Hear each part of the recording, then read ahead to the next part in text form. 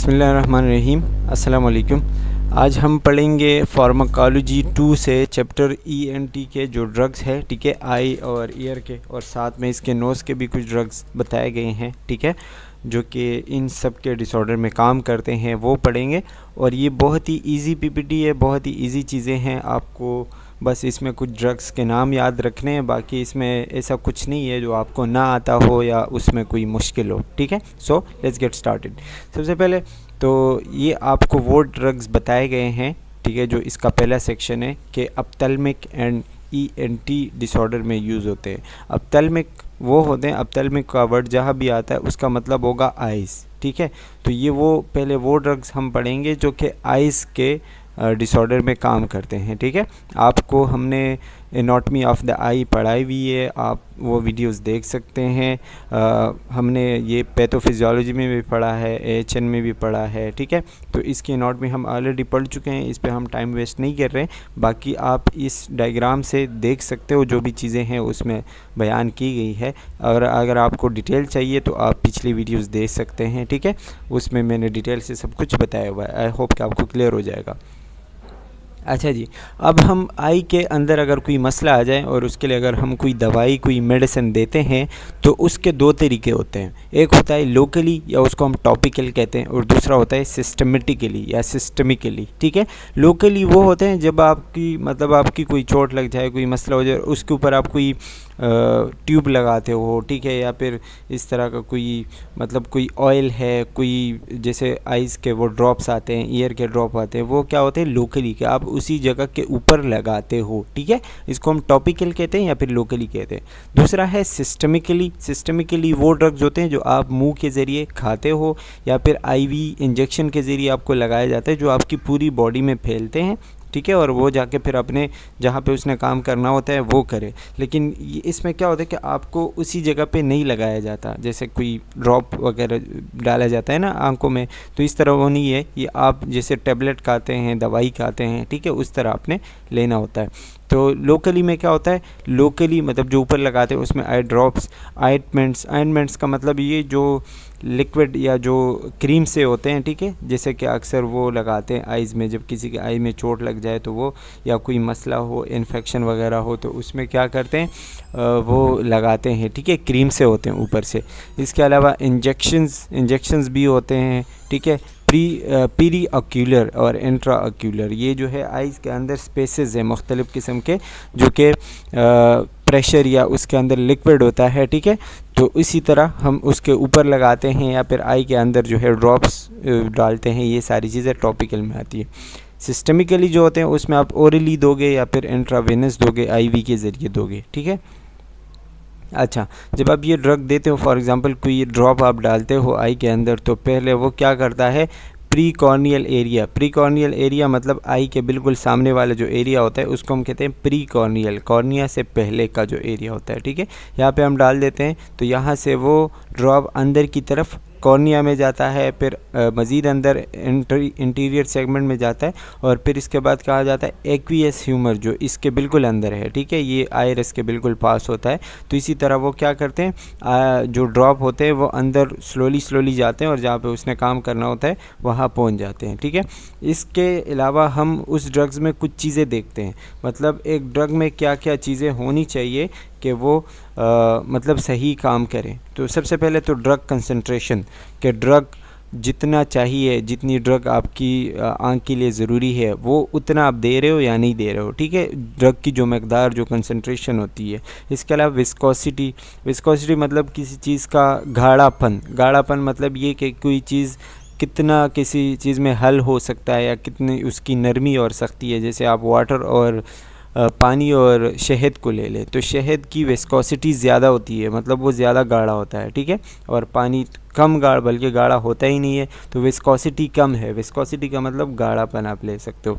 इसके अलावा वो लिपिड या वाटर सॉल्युबल है या लिपिड सॉल्युबल है। लिपिड सॉल्युबल, वाटर सॉल्युबल मतलब ये कि कुछ ऐसी ड्रग्स होते हैं जो लिपिड वाले इन्वायरमेंट में अच्छा काम करते हैं, कुछ ऐसे होते हैं जो वाटर वाले इन्वायरमेंट में अच्छा काम करते हैं। तो ये भी देखा जाता है, हर जगह के लिहाज से अपने स्पेसिफिक जो है वो ड्रग देने होते हैं। इसके अलावा उसका पीएच अगर बहुत ज़्यादा एसिडिक है तो फिर आप आई में डालोगे तो आई में मसला करेगा, एसिडिटी प्रोड्यूस करेगा, तो आई को मज़ीद ख़राब होने के चांसेस होते हैं। तो जो स्पेसिफिक पीएच होता है जिससे आई के या बॉडी के किसी पार्ट को ख़तरा ना हो, उतने ही पीएच का आप उसको ड्रग दोगे ताकि आगे जाके वो कोई मसला पैदा ना करे, ठीक है। इसके अलावा सरफेक्टेंट का मतलब ये कि वो अच्छा अपना काम सही से करे, जिस जगह पे आपने वो ड्रॉप्स डाले वो वहाँ पे अच्छा खासा मतलब फैल जाए, स्प्रेड हो जाए और उस जगह को वेट करे, ठीक है, गीला बनाए, ताकि वो जो है जिस तरह उस ड्रग में जो चीज़ें होती है काम करने की वो हर जगह तक पहुंच जाए, ठीक है।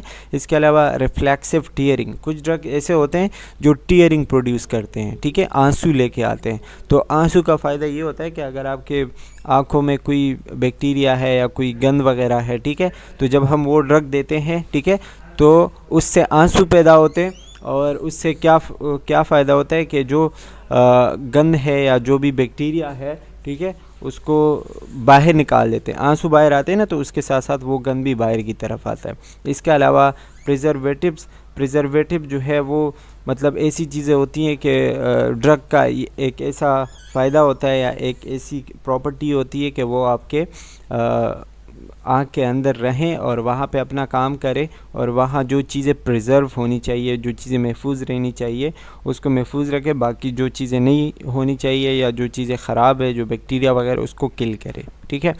इसके अलावा ड्रग्स के मतलब जितने भी आइज़ के ड्रग्स होते हैं उसके कुछ फॉर्म्स हैं, कुछ सॉल्यूशंस और सस्पेंशन होते हैं, मतलब कुछ पानी जैसे कुछ होते हैं, कुछ सस्पेंशन होते हैं, थोड़ा सा गाढ़ापन उसमें होता है, ठीक है। कुछ होते हैं आइंटमेंट्स मतलब जो क्रीम होते हैं जो आई के ऊपर लगाते हैं, और कुछ जेल्स लाइक होते हैं, जेल तो आप सबको पता होगा, ठीक है। ये सारी चीज़ें मतलब इसके 3 किस्म के ड्रग्स आते हैं इन तीनों हिस्सों में। सबसे पहले हम पढ़ेंगे सोल्यूशन मतलब जो बिल्कुल पानी के जैसा हो, ठीक है, जो आई ड्रॉप्स होते हैं मोस्ट कॉमनली यूज़ होते हैं, सबसे ज़्यादा यूज़ होते हैं। इसके फ़ायदे ये होते हैं कि इजीली इंस्टॉल्ड, मतलब आप इसको इजीली आँख के अंदर डाल सकते हो, इसमें कोई रॉकेट साइंस नहीं है, ठीक है।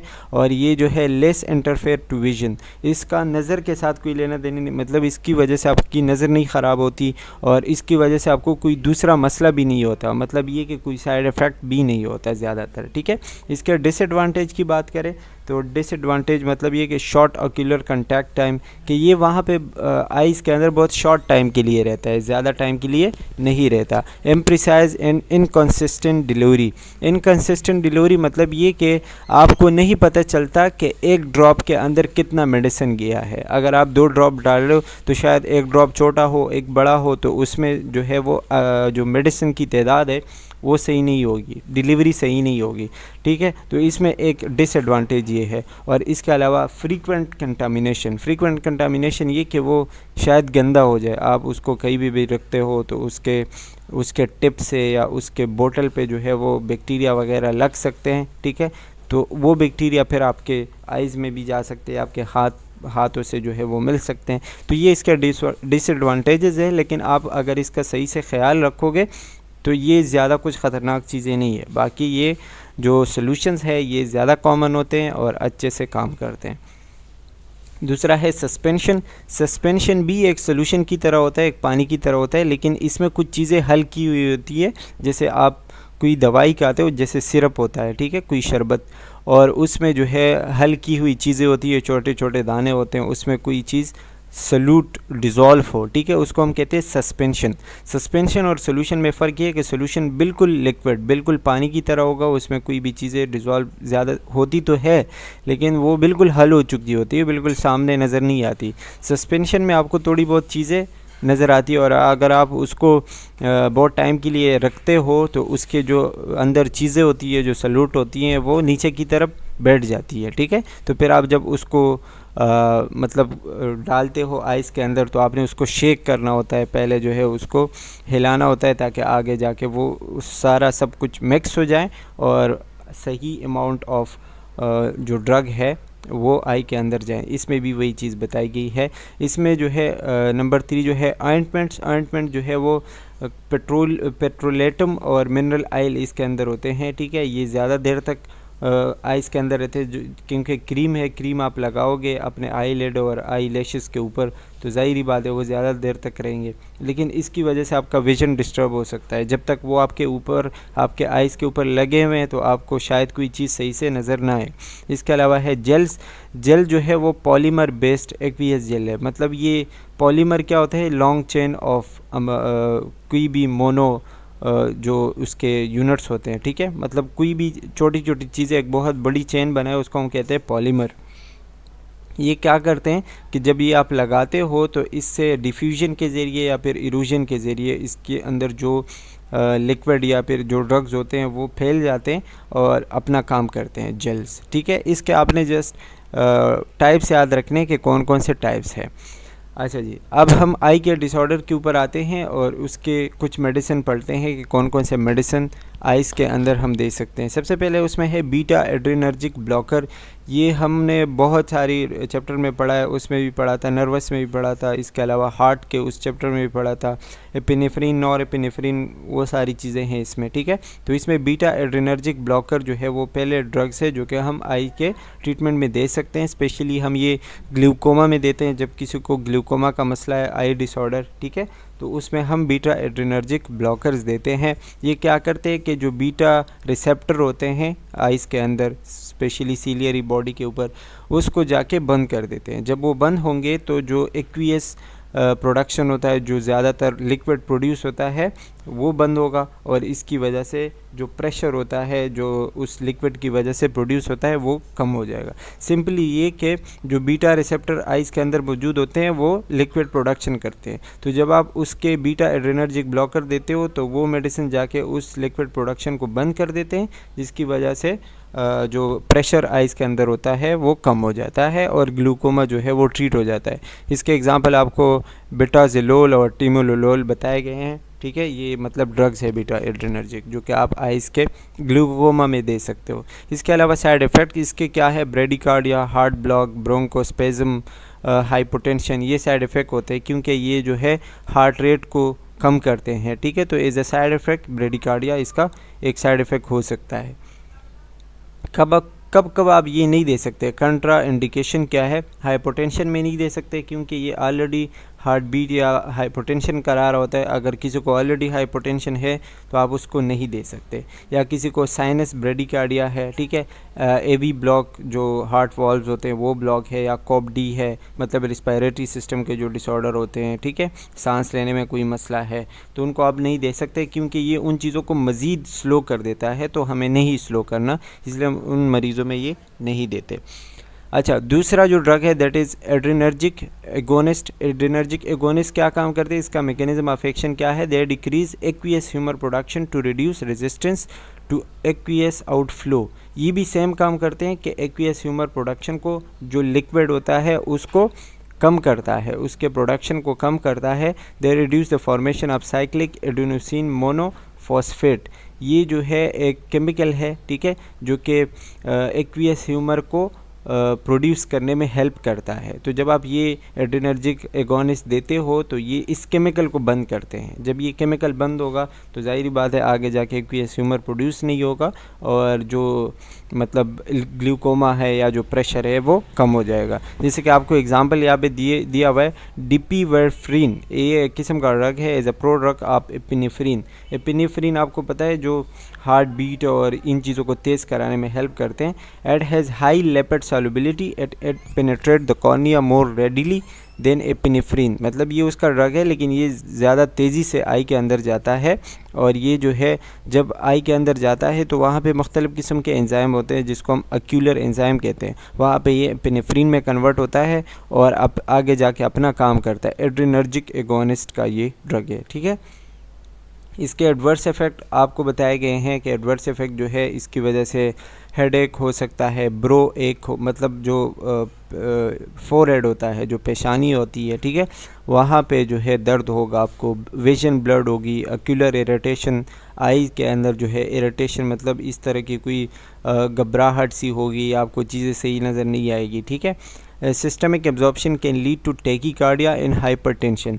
अगर ये ड्रग आपके सिस्टम में चला गया, मतलब आपके बॉडी के किसी और पार्ट में चला गया, आइस के अलावा आपके बॉडी के किसी और पार्ट में चला गया, तो उसकी वजह से आपको हाइपरटेंशन और टैकीकार्डिया हो सकता है। हार्ट रेट फास्ट होगी, हाइपरटेंशन होगी, ठीक है, क्योंकि इसका मेन काम वही है। अच्छा, caution in patient with hypertension and dysrhythmia, और उन लोगों में हम बहुत एहतियात से देते हैं जिनको हाइपरटेंशन या फिर डिसएरिथमिया हो, हार्ट रेट में मसला हो, तो उनमें हम ये ड्रग बहुत ज़्यादा in the supervision of doctor देते हैं ताकि वो मतलब उसको कंट्रोल किया जा सके। इसके अलावा कॉन्ट्राइंडिकेशन, मतलब किस किस को नहीं दे सकते, तो आप जिसको अगर क्लोज एंगल ग्लूकोमा की बीमारी है, ठीक है, जो एक्यूट होती है, उसमें आप नहीं दे सकते क्योंकि because it contracts the radial muscle of the iris thus leading to mydriasis. ये जो है क्या करते हैं कि जो आइरिस के मसल्स होते हैं उसको कंट्रैक्ट करते हैं, जब वो कंट्रैक्ट होते हैं तो उसकी वजह से प्यूपिल डायलेट होता है, जिसको हम माइड्रियासिस कहते हैं। तो ये हम क्लोज एंगल ग्लूकोमा में नहीं देते क्योंकि प्यूपिल डायलेशन कराते हैं, तो इसलिए हम इसको इनहिबिट करते हैं।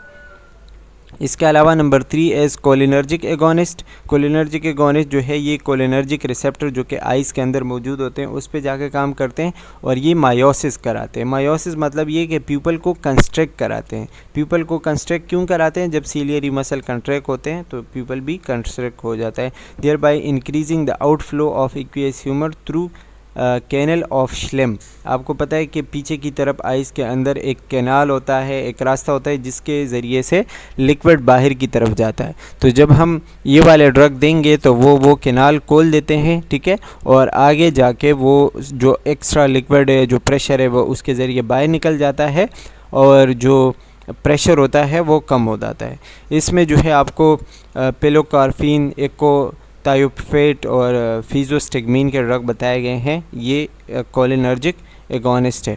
इसका जो एडवर्स इफेक्ट है वो आपको बताया कि ब्लड विजन है, रेटिनल डिटैचमेंट हो सकता है, मतलब रेटिना ख़राब हो सकता है, अपनी जगह से हिल सकता है, ठीक है।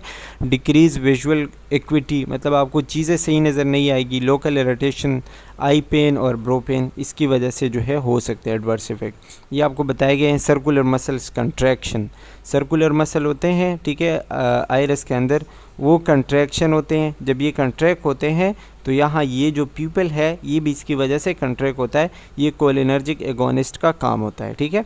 अच्छा जी, इसके अलावा साइक्लोप्लेजिक्स एंड माइड्रियाटिक्स, ये ड्रग्स होते हैं जो कि हम आगे पढ़ेंगे। इसमें जो है ये वाले इन वाले कंडीशंस में देते हैं। कौन से कंडीशन में आगे मैं आपको बता रहा हूँ।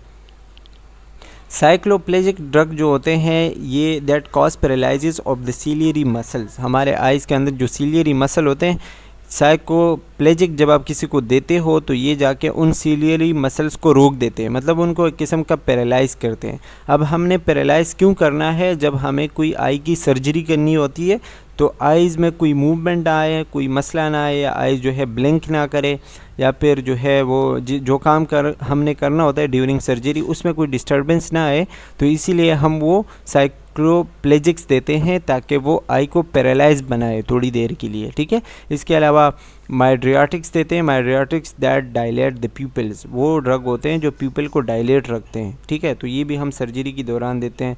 ये कहते हैं primary to facilitate diagnosis and surgeries of the ophthalmic, वही सर्जरी और जब हम कोई डायग्नोस कर रहे होते हैं उस दौरान देते हैं, so that people remain dilated and I बाल डू नॉट मूव। वही बात है कि आई बाल मूव ना करें, डायलेट रहें। इसके अंदर आपको दो किस्म के ड्रग्स मिलेंगे, एंटीकोलिनर्जिक एजेंट्स और एड्रेनर्जिक एजेंट्स। ये दोनों ड्रग जो है मतलब इसके ये आप दोगे तो उसकी वजह से सीलियरी मसल्स और प्यूपिल डायलेट रहेंगे, ठीक है।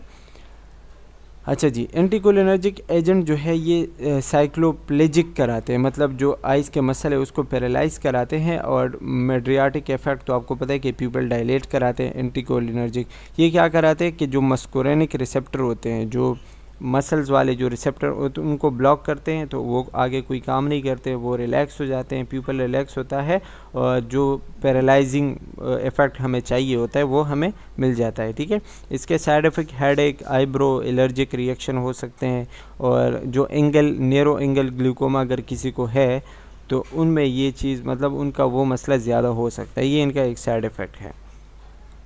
It is use in intra ocular examination and intraocular surgeries, वही बात है कि जब आप किसी आई की सर्जरी करते हो, कोई एग्जामिनेशन करते हो, उस सिचुएशन में हम ये देते हैं ताकि वो रेस्ट में रहे। एट्रोपिन और स्कोलोपोलामीन जो है, स्कोपोलामीन, ये ड्रग हम एज ए एंटीकोलिनर्जिक एजेंट्स इसमें देते हैं। अच्छा, एग्जांपल आपको atropine anticholinergic poisoning can be treated with physostigmine. अगर आप जो है एट्रोपिन देते हो और उसकी वजह से कोई एडवर्स इफ़ेक्ट हुआ, कोई साइड इफ़ेक्ट हुआ, तो उसको ट्रीट करने के लिए फिर आप फेजोस्टिग्मीन दोगे जो कि कोलिनर्जिक है, मतलब ये एक दूसरे के अगेंस्ट काम करते हैं। अगर कोई एसिडिटी हुई, कोई मसला हुआ, कोई पॉइजनिंग इफ़ेक्ट हुआ, ठीक है, कोई एडवर्स इफ़ेक्ट हुआ, तो फिर आप उसकी जगह फेजोस्टिग्मीन दोगे ताकि उसको ख़त्म किया जा सके। दूसरा है adrenergic agents. Adrenergic agents is a mydriatic agent, मतलब ये जो है वो ड्रग्स है जो कि पीपल को डायलेट कराते हैं। ये भी वही बात है कि जो अल्फ़ा एड्रेनर्जिक रिसेप्टर होते हैं हमारे आइज़ के अंदर, जो मसल होते हैं, रेडियल मसल, उनके ऊपर मौजूद होते हैं, तो वो क्या करते हैं, कंट्रैक्शन होते हैं, कंट्रैक्शन कराते हैं, और इसके अलावा जब वो कंट्रैक्ट होते हैं तो पीपल डायलेट हो जाते हैं, ठीक है। अच्छा जी, इसके एग्जांपल आपको वही फिनाइल इफ्रीन और is the most frequently use agent. ये वैसे इंपॉर्टेंट पॉइंट है कि माइड्रियासिस के लिए कौन सा ड्रग जो है मोस्ट कॉमनली यूज़ होता है, दैट इज़ फिनाइल इफ्रीन, जो कि प्यूबल डायलेशन कराते हैं। पेपर में ये चीज़ें पूछी जा सकती है। कब कब आप दे सकते हो, वही बात है कि जब हम कोई आइज़ की सर्जरी या फिर डायग्नोस्टिक प्रोसेस कराते हैं उसमें हम ये दे सकते हैं। अच्छा, इसके अलावा कुछ ऐसे ड्रग्स होते हैं जो कि हम एंटी इन्फेक्टिव एजेंट्स देते हैं, मतलब इन्फेक्शन के ख़िलाफ़ दे, आई में कोई इन्फेक्शन है, कोई और मसला है, उसके ख़िलाफ़ हम जो ड्रग देते हैं वो कौन कौन से होते हैं। जैसे कंजक्टिवाइटिस है किसी को ब्लेफराइटिस है। ब्लेफराइटिस मतलब ये कि जो आईलिड्स होते हैं ऊपर की तरफ आई के, उसका जब इन्फ्लेमेशन होता है उसको हम कहते हैं ब्लेफराइटिस, इन्फ्लेमेशन ऑफ आईलिड्स आप कह सकते हो। ये सारी चीज़ें, कोई इन्फेक्शन है, कोई भी चीज़ें अगर ये हो जाए आइज़ के अंदर, तो फिर हम एंटी बैक्टीरियल एजेंट्स देते हैं या फिर एंटी इन्फेक्टिव एजेंट्स देते हैं जो इन्फेक्शन को कम कराते हैं। स्पेशली उसमें हम एंटीबायोटिक्स देते हैं जो कि आई ड्रॉप्स की सूरत में आते हैं या फिर ऑइंटमेंट होते हैं, ठीक है, वो हम आइज़ के डायरेक्ट ऊपर लगा देते हैं या ड्रॉप्स डाल देते हैं, ठीक है। लेकिन अगर कोई सीवियर बैक्टीरियल इन्फेक्शन है तो फिर हम उसको ओरली एंटीबायोटिक्स देते हैं या फिर आईवी के ज़रिए देते हैं, ठीक है, जिसमें आपको ये नाम बताए गए हैं बेसेट्रासिन और क्लोरोएम्फेनिकोल और सेफ्रोफ्लॉक्सिसिन, एरिथ्रोमाइसिन, टेट्रासाइक्लिन, और ये सारे जो है वो एंटी इन्फेक्टिव एजेंट्स हैं, मतलब वो ड्रग्स हैं जो इन्फेक्शन को कम करते हैं, ख़त्म करते हैं। कुछ ऐसे होते हैं जो इन्फ्लेमेशन को कम करते हैं, दैट इज़ मतलब कंजक्टाइवा और कॉर्निया या आईलेट का कोई या अंदर कोई मसला है, आइज़ के अंदर कोई भी इन्फ्लेमेशन है, ठीक है, उसके लिए हम एंटी इन्फ्लेमेटरी ड्रग्स देते हैं, जिसमें आते हैं कॉर्टिकोस्टेरॉइड, एक बहुत बड़ी क्लास है, ठीक है। तो कॉर्टिकोस्टेरॉइड के अंदर फिर कुछ ऐसे होते हैं जो शॉर्ट एक्टिंग होते हैं, मतलब थोड़े देर के लिए काम करते हैं, जैसे हाइड्रोकॉर्टिसोन और कॉर्टिसोन और प्रीनिसोल, ठीक है, ये जो है शॉर्ट एक्टिंग होते हैं। इंटरमीडिएट थोड़े से उस शॉर्ट एक्टिंग से थोड़ा सा ज़्यादा काम करने वाले ट्रिमसिनुलोन, ठीक है, और ये जो दूसरा बताया गया है फ्लोप्रेडिनसोलोन, पता नहीं क्या लिखा हुआ है। इसके अलावा लॉन्ग एक्टिंग जो है दैट इज़ डेक्सामेथासोन और बीटामेथासोन, ये जो है लॉन्ग एक्टिंग है, मतलब ज़्यादा देर तक काम करते हैं, ठीक है। कॉर्टिकोस्टेरॉइड इन्फ्लेमेटरी ड्रग्स है जो कि हम आइज़ के इन्फ्लेमेशन के अंदर देते हैं, और भी इन्फ्लेमेशन के अंदर आप ये दे सकते हो। अच्छा, इंडिकेशन मतलब किस को दे सकते हो, किसी को कंजक्टिवाइटिस है या ऑप्टिक न्यूराइटिस, मतलब जो ऑप्टिक नर्व होता है उसकी इन्फ्लेमेशन है, या यूवाइटिस है। यूवाइटिस जो है यूवेट्रल लेयर होता है आई का सेकंड लेयर, ठीक है, उसके इन्फ्लेमेशन हो जाए तो इसमें भी दे सकते हैं। इसके अलावा इंसेड आपको पता है कि पेन कम करने के लिए देते हैं, डिक्लोफेनिक और कीटोरोलिक और आइब्रोफेन, और ये सारी चीज़ें इसमें जो है पेन कम करने के लिए देते हैं। ये भी वही चीज़ें, किसी को स्क्लेरा का इन्फ्लेमेशन है, यूवाइटिस है, या अक्सर उसमें भी देते हैं, किसी सर्जरी से पहले देते हैं ताकि पीपल जो है वो डायलेट रहें, सही रहे, ठीक है। अच्छा, नर्सिंग केयर, अब अगर आप ये सारे ड्रग्स देते हो किसी मरीज़ को तो आप उसका नर्सिंग केयर कैसे करोगे, मतलब आप जो है उसको ये बताओगे कि किस तरह आपने आई के अंदर ड्रॉप डालने हैं, आपने जो है अक्सर ये लिखा हुआ है ना, pressure to inner canthus to prevent और मिनिमाइज सिस्टमिक एब्जॉर्प्शन। जब आप आई के अंदर कोई ड्रग डाल रहे हो तो आपने उसके आई के पीछे वाले हिस्से पे थोड़ा सा प्रेशर अप्लाई करना होता है, क्योंकि अक्सर आई से ड्रॉप जो है वो नोज़ में चले जाते हैं, तो फिर उसमें नेक में चले जाते हैं, गर्दन में, और फिर पूरी बॉडी में फैल जाते हैं। तो आपने प्रेशर अप्लाई करना होता है ताकि वो ड्रग बॉडी में ना फैले, वहाँ आई तक रहें, क्योंकि अगर ये सिस्टमिक एब्जॉर्प्शन हो जाए तो इसके फिर साइड इफ़ेक्ट ज़्यादा होते हैं अगर बॉडी में वो चले जाएँ। ठीक है, अच्छा जी। इसके अलावा स्पेशली मायोटिक्स का बताया गया, जो पीपल को कंट्रैक्ट करते हैं, ठीक है, वो ड्रग, तो उसमें आपने ये चीज़ ज़्यादा प्रेशर वगैरह अप्लाई करनी होती है ताकि वो ड्रग पूरी बॉडी में ना फैले। The same container of drug में बी यूज़ फॉर मल्टीपल, मतलब आप मल्टीपल डोजेस के लिए आप सेम कंटेनर यूज़ कर सकते हो।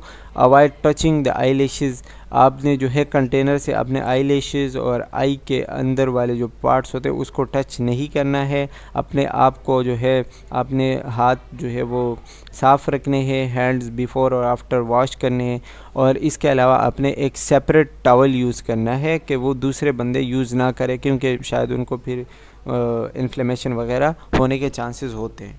ठीक है, that's all about I. Next one जो है वो है ईयर।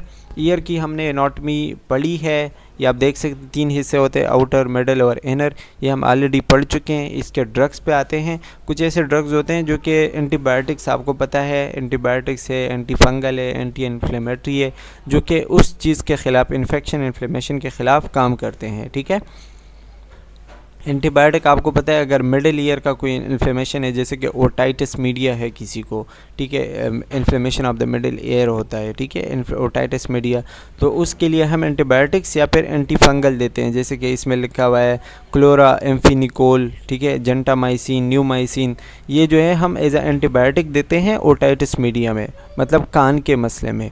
इसके अलावा ये जो है कुछ डोजेज़ होते हैं, मतलब कुछ ड्रॉप्स होते हैं जो आप 2-3 कतरे डालोगे दिन में 3 से 4 दफ़ा, रात में भी डाल सकते हैं।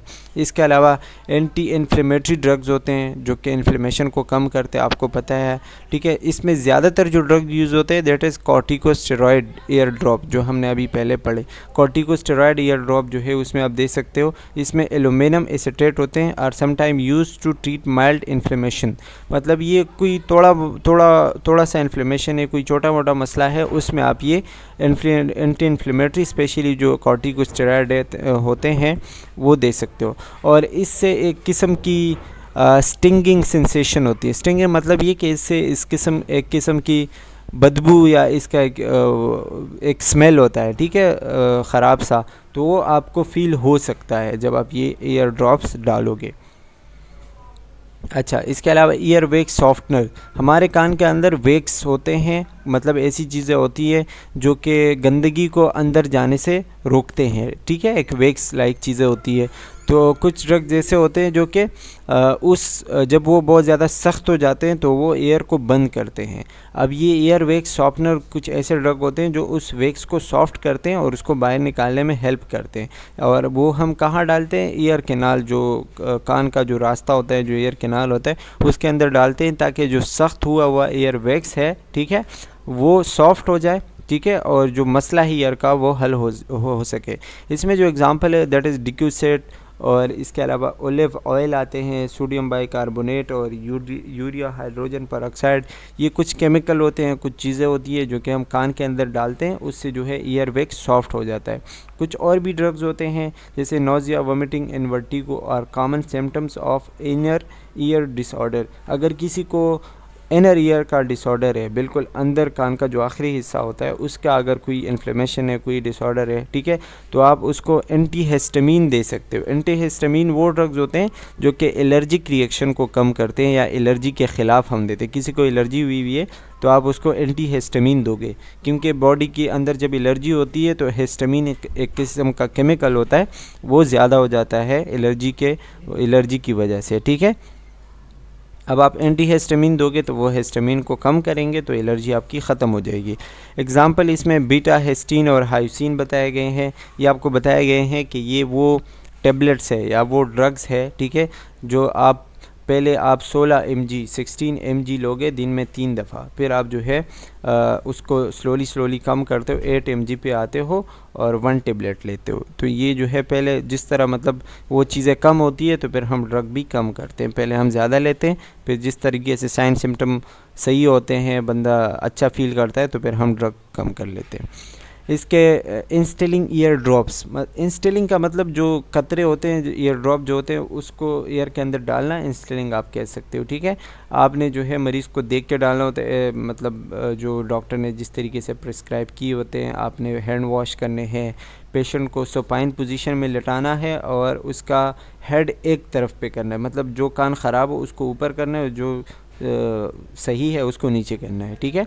जेंटली क्लीन द ईयर, आपने जो है उससे पहले ईयर ड्रॉप डालने से पहले कान को साफ़ करना है और फिर उसको बिल्कुल अगर आपने गीले कपड़े से साफ़ किया तो फिर आप उसको ड्राई करें। उसके बाद आप जो है वो ड्रॉपर के जो मतलब जो हेड होता है या जो उसका जो सर होता है, आपने उसको खोल देना है, फिर आप मेडिकेशन उसके अंदर डालोगे, ठीक है। उसके बाद आपने उसमें एक कॉटन रखना है छोटा सा, ताकि उसमें अगर कोई एक्स्ट्रा चीज़ें हो, कोई एक्स्ट्रा वाटर हो, वो कॉटन रीअब्जॉर्ब करे, ठीक है। और उसके बाद आप उसको बताओगे कि 10-15 मिनट तक आपने ऐसे लेटे रहना है। 10-15 मिनट के बाद वो जो है अपने कंफर्टेबल किसी भी पोजीशन में मतलब उठ सकता है या फिर बैठ, जो भी वो करना चाहे वो कर सकता है।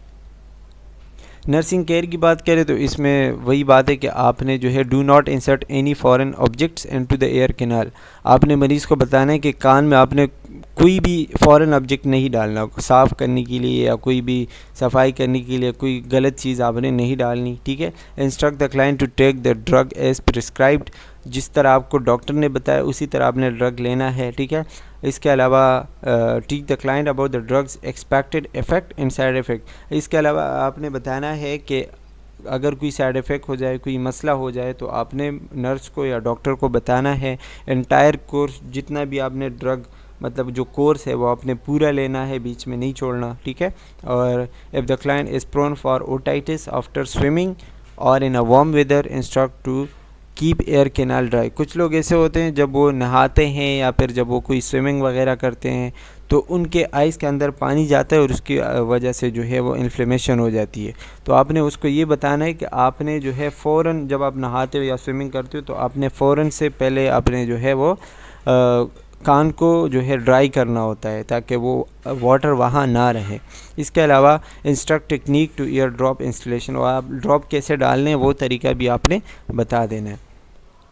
अच्छा जी, अब कुछ ड्रग ऐसे होते हैं जो कि हम नोज़ के ट्रीटमेंट के लिए देते हैं, जैसे एंटीहिस्टामिन। एंटीहिस्टामिन में आपको बता दिया किसी को एलर्जी हो जाए, ठीक है, तो उसमें आप एंटीहिस्टामिन देते हो। एंटीहिस्टामिन मुख्तलिफ़ किस्म के फॉर्म में आते हैं, कैप्सूल में भी आते हैं, टेबलेट, लिक्विड, आई ड्रॉप, इंजेक्शन भी होते हैं और कुछ नेज़ल स्प्रे भी होते हैं, ठीक है, जो नाक के अंदर करते हैं।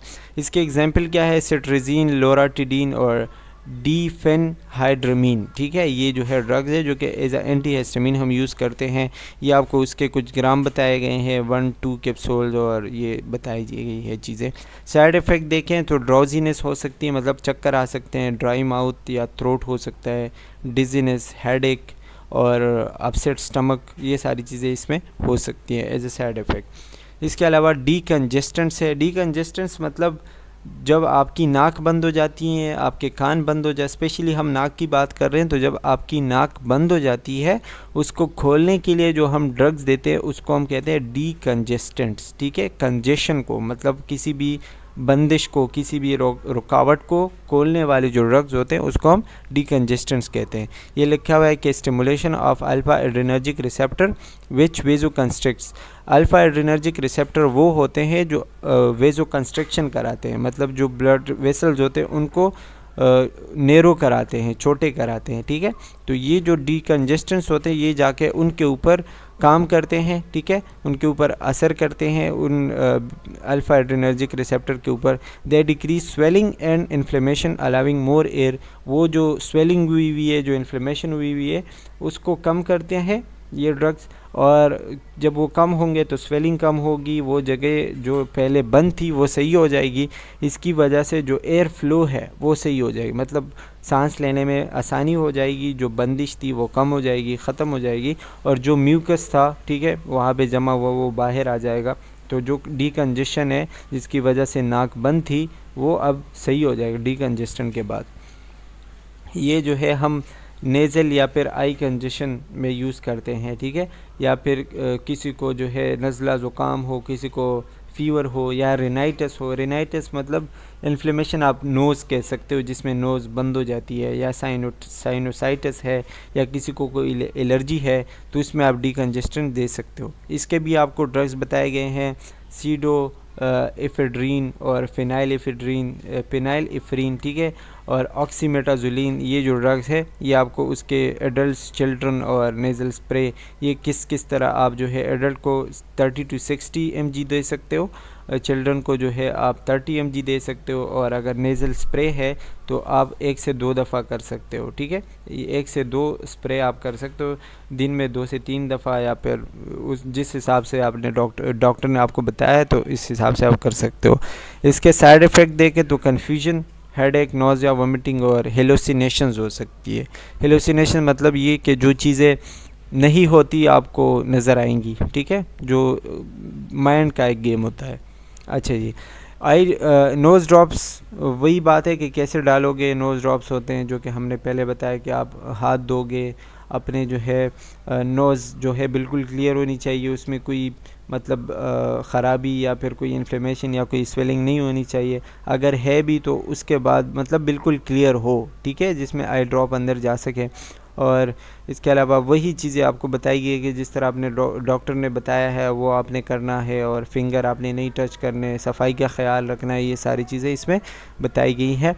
इसके अलावा आपकी ये नोज़ की थोड़ी सी एनाटॉमी बताई गई है, थ्रोट की एनाटॉमी बताई गई है, स्पेशली थ्रोट, लेरिंग्स और एजोफेगस और ट्रेकिया, ये सारी चीज़ें हम डिस्कस कर चुके हैं वैसे AHN के चैप्टर में, तो वहाँ पे आप देख सकते हैं। इसके अलावा थ्रोट में अक्सर कोई मसले आ जाते हैं, जैसे एंटीट्यूसिव्स वो ड्रग्स होते हैं जो कि हम कफ़ के लिए देते, खांसी के लिए देते, खांसी को कम करने के लिए हम एंटीट्यूसिव्स देते हैं। ये ड्रग जब हम देते हैं तो ये ब्रेन में जाके जहाँ से हमारा कफ़िंग कंट्रोल होता है उसको जाके उसके ऊपर असर करते हैं और कफ़ को जो है कम करते हैं। इसमें कोडीन और फॉलकोडीन, नोस्केपिन और ये ड्रग्स आते हैं जो कि हम देते हैं। इसमें भी ड्राउजीनेस, हेडेक और blurred vision as a side effect हो सकते हैं। इसके अलावा expectorant these agents given orally to liquefy respiratory secretions and allow for their easier removal, ठीक है। ये वो ड्रग्स होते हैं जो कि मतलब जब हमारे उसके अंदर नेक के अंदर म्यूकस बहुत ज़्यादा हो, किसी को जो है वो बहुत ज़्यादा कफ में म्यूकस आ रहा हो, स्प्यूटम आ रहा हो, तो उसको थिन करने के लिए, उसको कम करने के लिए हम क्या करते हैं, एक्सपेक्टेंट्स देते हैं। एक्सपेक्टेंट्स वो ड्रग्स होते हैं जो कि, यार ये क्या है, अच्छा, ये वो ड्रग्स होते हैं जो उस म्यूकस को थिन करते हैं, उसको लिक्विफाई करते हैं। तो